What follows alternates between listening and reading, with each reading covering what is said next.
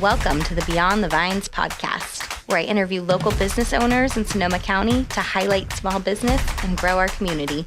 I'm your host, Amy Ehlers, a mom, realtor, and Sonoma County native, and I'm excited to connect you to some amazing people in this beautiful area that we call home. Hi, and welcome back to the Beyond the Vines podcast. Thank you again for tuning in and listening. I am here today with a town favorite, Melanie Durham. She has been on before speaking to her gorgeous hair salon, Fern and Faye, downtown Petaluma. But today we actually have her here to discuss a new children's book that she wrote called Everyday Magic. So a little more about Melanie. She's a small business owner, mom of 2 young children, and a lifelong lover of magic and mindfulness. Sharing her debut children's book with the world is a dream come true. Writing has been a passion of hers since she was a young girl, and through Everyday Magic, Melanie hopes to show readers of all ages that it's never too late to follow your dreams. When she's not writing or running her business, you'll likely find her chasing her 2 little ones and their dog around their Northern California backyard or enjoying time with family and friends. Her hope is that Everyday Magic brings joy, inspiration, and a little fun to your everyday moments. And with that, I'd like to introduce you to Melanie. Hi, thank you for having me. Thanks so much for coming on. It's really good to see you in here again. So I know you're a you. familiar face on here, but it's like so fun to be in with a new project. So great. Yeah. So can you tell me a little bit about Everyday Magic? Your story behind it is really powerful, and I'd love for you to share that as well as the moment you realized you wanted to turn your own experience into a children's book. Yeah, so I'll start at the very beginning, was that we had chosen a school for my daughter to start kindergarten, and I had a young baby at the time. She was like 7 months old, and we'd chosen a kindergarten. We were both working in town, and we were like, okay, we have to move closer to the school and to work because we were commuting from up north. And so we decided to move to Petaluma. And with the way the market was, we decided to rent our house out and rent something just as close to the school as we could get and see how that went and see like how it was going to go. And I was kind of the driving force behind it, where I was like, if we do this, if we move to Petaluma, like everything's going to be like so magical and amazing. Like we're going to be like never in the car. And the way I was talking about it to my kids and to my husband was just like, we're going to have time to do everything that we've ever wanted to do. Like I was going to become this like Pinterest mom with all the crafts and like the cooking and like everything was going to be perfect. So we made the move. Right? Yeah, I was like, that's what it's going to take. So we made the move, and really shortly after moving into the house, I started to get really, really sick. And I can't speak to it too much, but the house was actually making me sick. And so pretty much all of the dreams of like, we're going to be walking to school every day and home from school every day, and I'm going to be doing all these home-cooked meals, and we're going to be doing all these crafts, like all the things that I thought were going to happen, I actually was barely able to work. I often like couldn't even get out of bed. And so that magical dream of our move changing everything kind of went up in smoke. And that was the crux of what started this project, was my own like mom guilt of being like, okay, I said all these things are going to be amazing. They're not. And how can I explain that in a way that like we're going to have to figure out how to make life magical some other way? And that was what started this story. I love that. I love that you took something too that was not planned, not a great situation, and turned it into something so beautiful. So that's amazing. Also, sorry to hear that you went through all of that. That is terrible, and definitely not what you expect when you make this big, exciting move. So, right. Yeah. Ugh. So you wrote this book while finding creative ways to connect with your children despite your low energy. Can you share 1 or 2 of those rituals that became an extra meaningful moment for your family? Yeah, absolutely. So 2 that I do mention in the book are lighting a candle and saying what we were grateful for. That was the first like really intentional thing. I was like barely feeling like I was spending time with my kids. I was sleeping a lot. I was trying to find things to do with them like while I was still in bed. Yeah. And that was one that I was like, okay, this is something that is extra that we don't normally do in the day. My big girl and I used to do like, she called it our gratefuls, where we would write in a journal, and I just didn't have the energy even for that. Yeah. That I started doing like, okay, we're going to like light this little candle even if it's in bed before, someone takes her to school, and we're going to, say what we're grateful for to start the day or to end the day. And another one was just blessing and thanking the food before we ate. So I Sweet. still had to eat no matter how much or how little energy I had. And so that became a really fun, mindful conversation of like, well, all the steps it took to get the food on our plate. Like, what if we thanked, you know, Mother Earth for growing it, and for all the farmers who, you know, take care of it, and the water that had to water these plants and all of that. And that was another one that with zero energy was able to really incorporate. And so those are two that I do mention in the book. I love that. That's so special. And thinking like long term, I imagine like your kids reading this later in life or reading it to their kids and remembering those moments with you. That's so cool. So cool. In what ways do you hope Everyday Magic encourages parents to slow down and find connection with their kids, even in tough seasons like what you were experiencing? Yeah, I think that that's really why I wanted to get it out there, was because even though these lessons and what I ended up writing about really came from a place of like, oh, I literally can't do anything now. Crazy. It really showed me that I've always been like, I needed this reminder long before that. Like it didn't need to be that something like earth shattering like stopped me in my tracks. I was always going like 100 miles an hour, and I really did feel like if I wasn't doing the amazing social media curated life of these things that I thought I needed to give my kids, that things weren't magical. And so I really think it showed me whether it's about low energy or it's just about that we're all human and we have limits, and it doesn't have to look picture perfect for it to be magical. I think every parent really needs that reminder and that kind of that space held for them, that like we know we're having it kind of shoved down our throat, that things have to look this certain way, and they don't. And those aren't what those aren't what your kids are going to remember. And they're not what you remember. No. And when you spend all your time hyperfixating on things looking a certain way and like the perfect birthday party theme and decorations and all of these things that we get so caught up in, and then you reflect on it or you look back at it later or you ask your children later, and like that wasn't what made those days magical. It was the time you spent together and the connection that you had. So that's what I'm really hoping that families will kind of learn or relearn, or at least like find in themselves from the book. I love that. Well, and I think a lot of those like Pinterest picture perfect moments cause, you know, stress and not fun. And then we don't want that to be the memory either. Exactly. You know? Yeah. That's really amazing. What was your writing process like? Yeah, so I was laying in bed a ton, and there was a day that I was super just like the mom guilt of being sick and not being able to do things was really getting to me. And I was, we'd been reading bedtime stories, and I was like, I wonder if I could write something to my older daughter that just kind of explained like what was happening and like that we don't need all the things that I had promised that life was going to look like when we moved, if we didn't need those. And so that essentially became the first draft of Everyday Magic. And it was just in my notes section in my phone. I wrote it. She was at gymnastics, and I wrote it while she was at gymnastics so that when she got home, we were able to read it before bed. And I asked her if I could read her a book with no pictures before bed. Oh, how cute. And she was very skeptical and was like, Sounds like a terrible book, Mom. And I read it to her, and she was like, I really like this book. Can you read it to Dad? And so we called Dad in and the baby, and then they enjoyed it as well. And that was when I was kind of like, oh, maybe I'm onto something if she, you know, couldn't even see the picture. What a cool like memory to have your whole family like all curled up reading that off your phone, really. Yeah, you know, that's it was amazing. just in my notes section. Yeah. So that was the first draft of what became Everyday Magic, and then just lots of editing from there. But the initial first draft was just like literally on a whim, like, okay, she's at gymnastics for an hour and a half. I have time to write this story out. So special. That's amazing. What role did your children play in the creation of the story, and did they inspire certain scenes or rituals? Obviously, a couple of the rituals are mentioned in there. Yeah, absolutely. So the book is essentially based on my older daughter, just because she was very aware of life looking very different with me being kind of stuck in bed.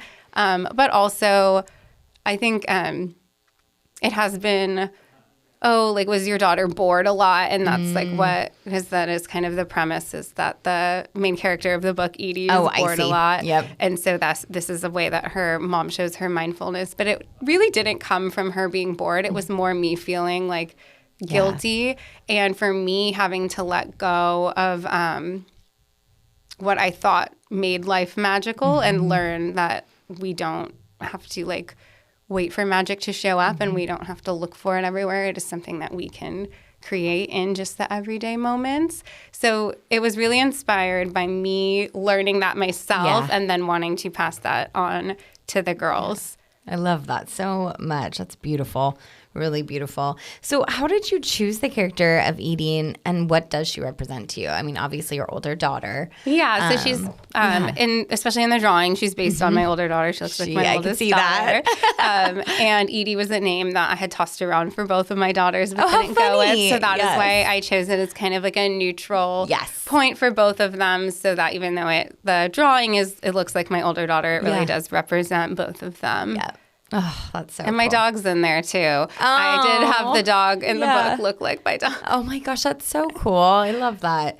That's going to be, again, like circling back to when your kids are older, possibly reading it to their own children. Like, that's going to be cool for them. Yeah, I thought it would be a fun little Easter egg for them. For sure. For sure. That's amazing. So one of the core messages in Everyday Magic is that magic is created. Why do you think this message is so important for kids, but even more so for adults? Yeah, I think this is the biggest, again, the biggest takeaway. I hope that this book will bring to children and to their parents or caregivers or anyone who reads it is that, again, I think so many of us think like we're waiting for the magic to come. And really the magic is what we're missing while we're waiting for it or while we're trying and striving to create it by making things look a certain way. Like it's actually in the like, wow, the moon is out and we can see it so clearly. Like what if we just sat here and like talked about things that we want for ourselves and for our lives? Like that's magic. It's not, oh, we have to set up like this whole elaborate like moon watching. Like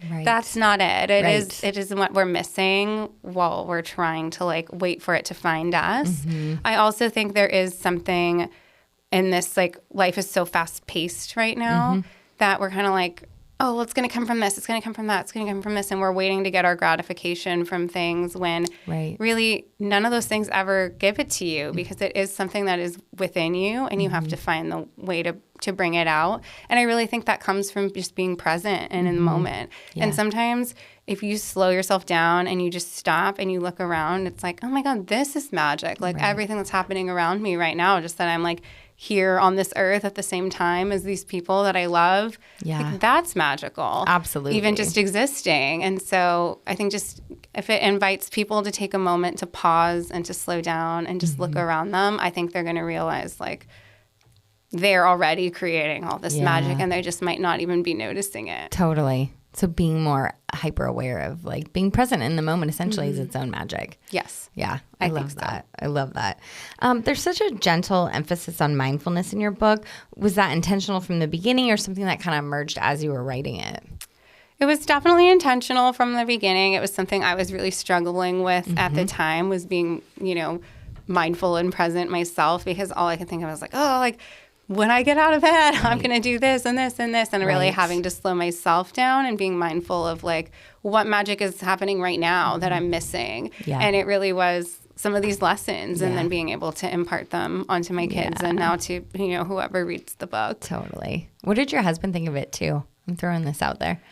He really liked it. Like when we read it, the book with the pictures, he's like, that's so cute. Where did you find that? And I said, I wrote it. And I was like, I just wrote it in my notes. And he was like, oh, that's really good. Like, I think you're onto something. So it was very encouraging of it. Yeah. Is he good at like being more present in the moment? Because I know it's harder for us moms oftentimes. Yeah, he's definitely a lot more present in the moment where like he can like get on the floor and play with the kids where I'm like, there's a sink full of dishes where I think moms tend to feel that way. Yeah. So I am hoping that this can all help us like embody that dad the dad energy.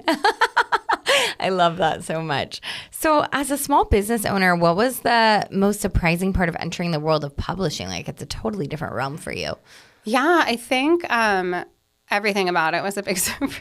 I have been an entrepreneur for, over a decade, and then to enter this other realm, things are a lot slower. They happen slower, but at the same time will happen very quickly where like I didn't tell anyone I wrote a book. I didn't tell anyone I got a book illustrated. I didn't tell anyone I was talking with a publishing house. And then all of a sudden it was like, okay, well, the book's coming out. And it was like 2 weeks from then. Wow. And I had to start sending all these like kind of awkward text messages to family and friends and be like, hey, I have something to tell you. I wrote a book. It's coming out in 2 weeks. Everyone's like, what are you talking about? But I think the feeling of not having like the control I have in my own business of, okay, well, I have to see what these people think and see what they're going to say. And all the slow waiting for emails, it's not something I do in my business often. Totally. And then for it to all of a sudden be like, okay, it's happening. Yeah. So that was it's all just been one big surprise after another. It's been very different for me, but it's been a lot of fun. I've been in the same industry my whole life for the most part. So it's been really fun and I'm learning a lot. That's cool. So, yeah. Yeah. What a change. How did you find the illustrator too? Did the I found company her, find them? no, I found her through like a freelancing site and I Great. just was looking at pictures. I was looking at pictures, and she was actually the first one I contacted. Wow. And I loved her style and it felt very magical to me. Yeah. Yeah. Well, and I think when you feel that connection too, this book is also your baby. So Yeah, and she's been absolutely lovely. Wow. And she's in Argentina. Wow. But we've made a really good friendship and we chat a lot about the book. And Oh, cool. That's really special. Do you have advice for other moms or creatives who want to bring a passion project like this to life in their own lives? Yeah, my advice always is like to just do it. Mm-hmm. I think so many of us wait for everything to be perfect or for things to feel like we've done good enough and we let our imposter syndrome get in the way. And I think if you just start imperfectly, but just go, you'll be really surprised with how well it's going to go. I love that. Yeah, don't let that hold you back. Yeah. Yeah, that's amazing. So what's next for you? Do you see more books in your future or other creative projects? Or do you think this was kind of like the one? Yeah, I definitely have a few other ideas in mind to play off of this book. I do have at least one sequel in mind. And I also have been talking with a few people about making like mindfulness cards for kids that they can kind of pull like from a deck of cards with their parents for like a morning ritual or an evening ritual to do together to create mindfulness. So some things in the works for it and definitely allowing myself to take my time with it. That is amazing. That is really great. What's your favorite everyday magic moment right now? Right now, we're doing a lot of mindfulness walks. So we walk to school a lot or just around the neighborhood. And it's like a very present walk that we try to do. Like, what can we hear? What can we smell? What do we see? Closing our eyes. And, like, how does the, weather feel on our skin? So we're doing a lot of mindfulness walks right now. And that's been a lot of fun. And are you recovered at this point? Like, I am. God, I am not goodness. 100% out of the woods, but I am so much better and, like, back to my own everyday life, which has been such a blessing. That is. But also learning from your experience, it sounds like, yeah, too, there's definitely a lot of purpose that I've been able to take from the pain. And it has actually been something I wouldn't change if I could go back. That's amazing. Yeah. Yeah, that's amazing. Is there anything else I might have missed about the book or anything with the process that you would like listeners to know? I don't think so. It is available online and anywhere books are sold online. It will also be at Copperfields. I have it available at Fern and Fay. It'll be available in a couple other little stores around town as well. And I have quite a few book readings and book events coming up. So everyone who wants to, keep an eye on it, there's some fun stuff coming up. Well, let me know too, because I'll post it on my page as well to kind of keep everybody in the loop when you have events. So yeah, I think. Well, I have a couple readings this month, and then we're going to do like a book happy hour at Hotel Petaluma in June. That's super fun. Yeah, it'll be fun. Cute. Well, thank you so much for coming on. Thank you for having I appreciate me. it. Also, what's the website? Can you just share it for everybody? Yeah, it's magicbymelanie.com. Perfect. Magicbymelanie.com. Awesome. Thank you so much for coming in today, and congratulations. Thank you, Amy. Amazing. Thank you for listening. If you like what you hear, please be sure to like and subscribe, learn more about Sonoma County and all that we have to offer here.